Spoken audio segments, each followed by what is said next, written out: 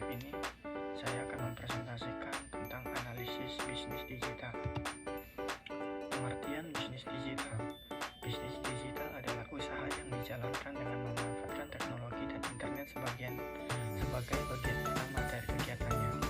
Artinya, proses seperti promosi, penjualan, komunikasi dengan pelanggan, sampai pembayaran dilakukan secara online.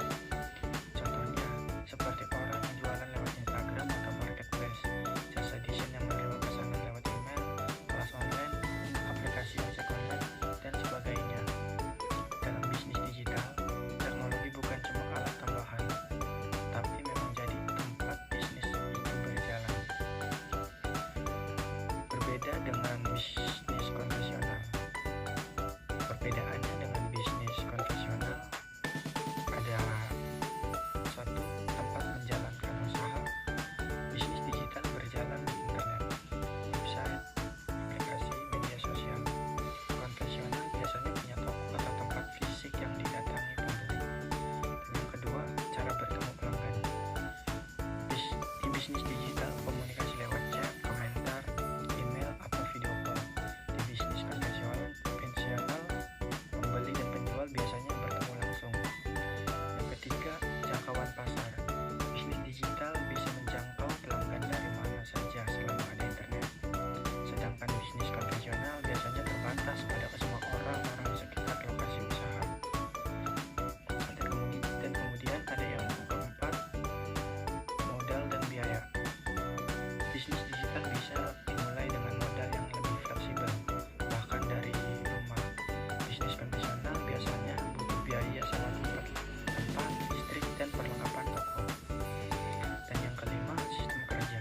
Bisnis digital banyak menggunakan sistem otomatis, misalnya pembayaran otomatis, notifikasi pesanan.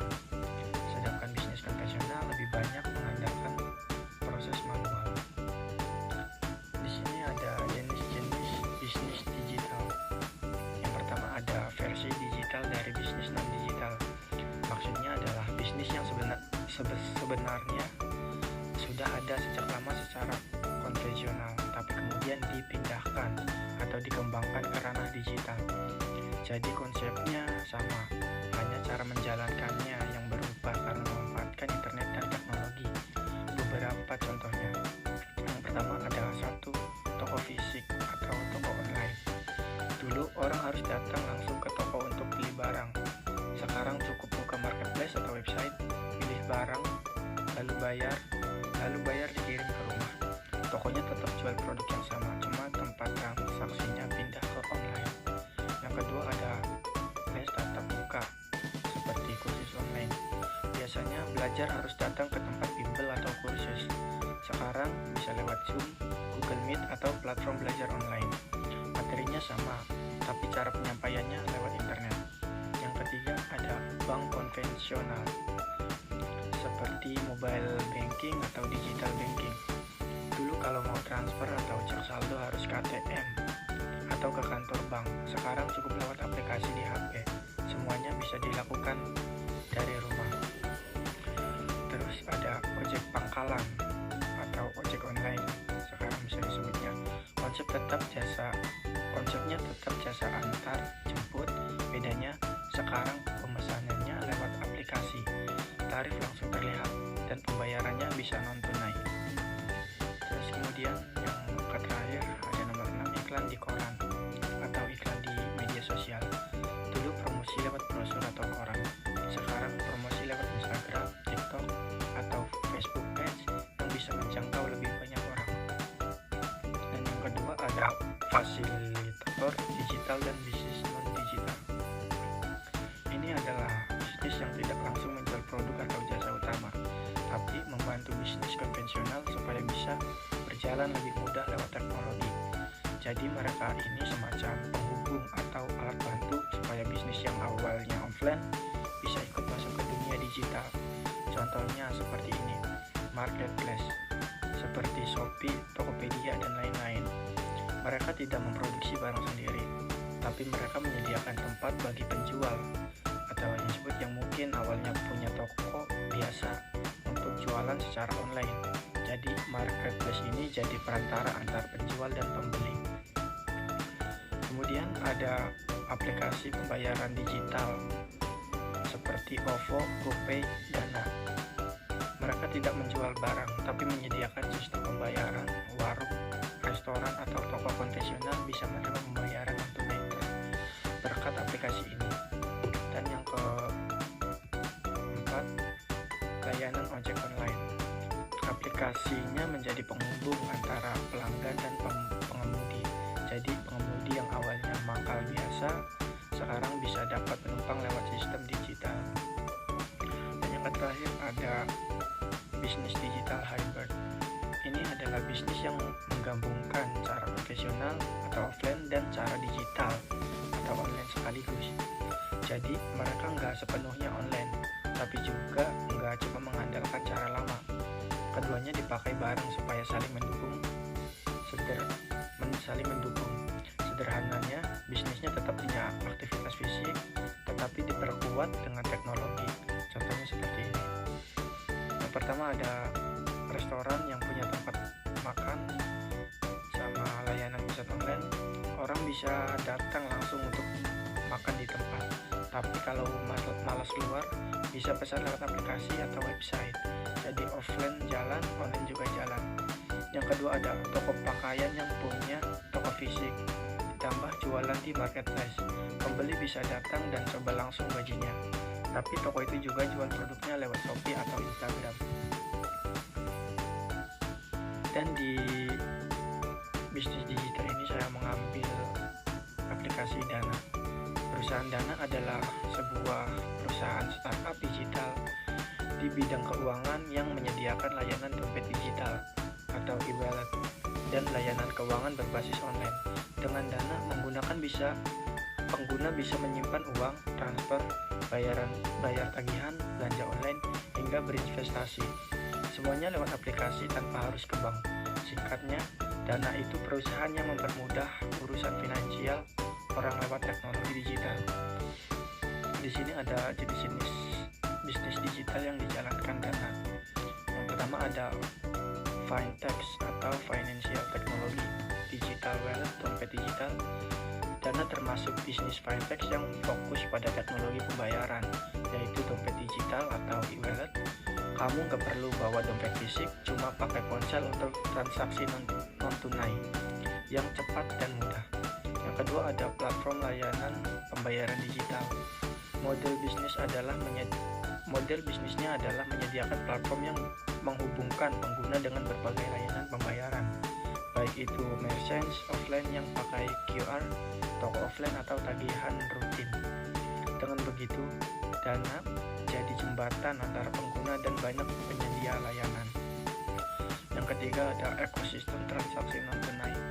Selain bayar barang atau jasa, Dana juga mendukung transfer uang, pembayaran tagihan, top-up pulsa, bahkan layanan pay later atau layanan lainnya yang terkait keuangan digital. Ini membuat aplikasi ini bukan sekedar dompet biasa, tapi ekosistem layanan finansial digital. Analisis keunggulan bisnis digital Dana. Yang pertama ada pasar tanpa batas. Karena Dana berbasis aplikasi dan online, nggak terbatas sama lokasi fisik. Yang pertama ada yang artinya siapapun di Indonesia dan bahkan luar negeri yang support bisa pakai Dana. Kemudian nggak perlu buka cabang di tiap kota atau desa, cukup punya server dan aplikasi yang stabil. Kemudian keunggulannya, jangkauan pengguna sangat luas, dari kota besar sampai daerah terpencil. Yang kedua ada potensi penghasilan. Dana bisa dapat uang dari banyak sumber sekaligus. Biaya transaksi saat transfer atau bayar pakai Dana. Kemudian merchant fee kalau toko offline pakai Dana sebagai payment gateway. Kemudian ada layanan tambahan seperti pinjaman digital atau investasi. Terus keunggulannya peluang pendapatan besar dan beragam. Enggak cuma bergantung dari satu jenis layanan. Yang ketiga, pemanfaatan teknologi digital. Dana memanfaatkan teknologi untuk membuat semua layanan cepat, aman, dan praktis.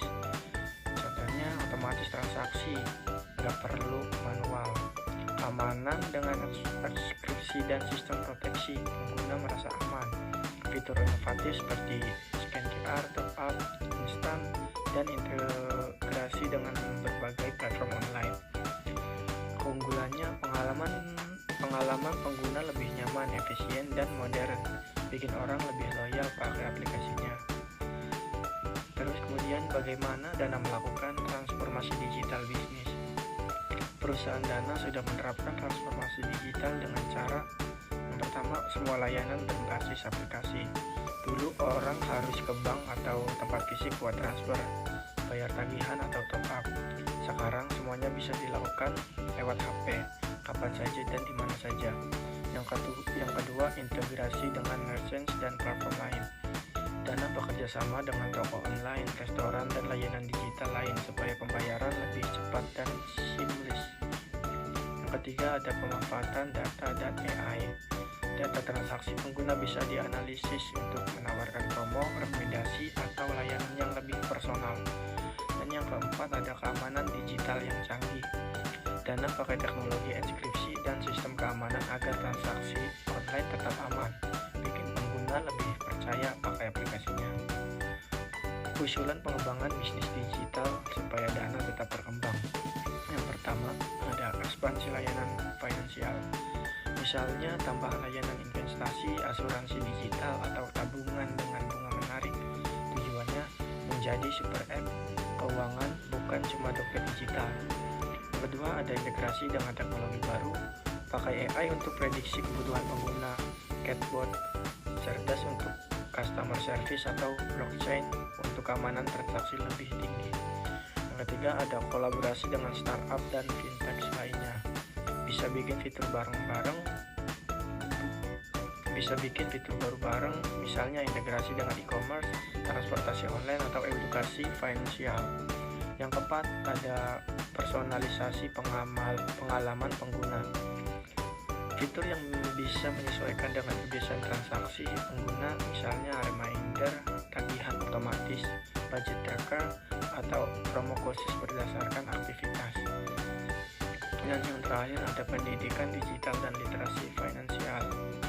Dana bisa bikin konten edukasi finansial, webinar, atau mini course dalam aplikasi supaya pengguna lebih cerdas mengelola keuangan.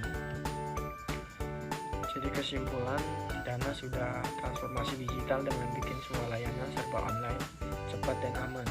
Supaya terus berkembang, mereka bisa menambahkan layanan finansial, pakai teknologi canggih, kerjasama dengan startup lain, dan bikin pengalaman pengguna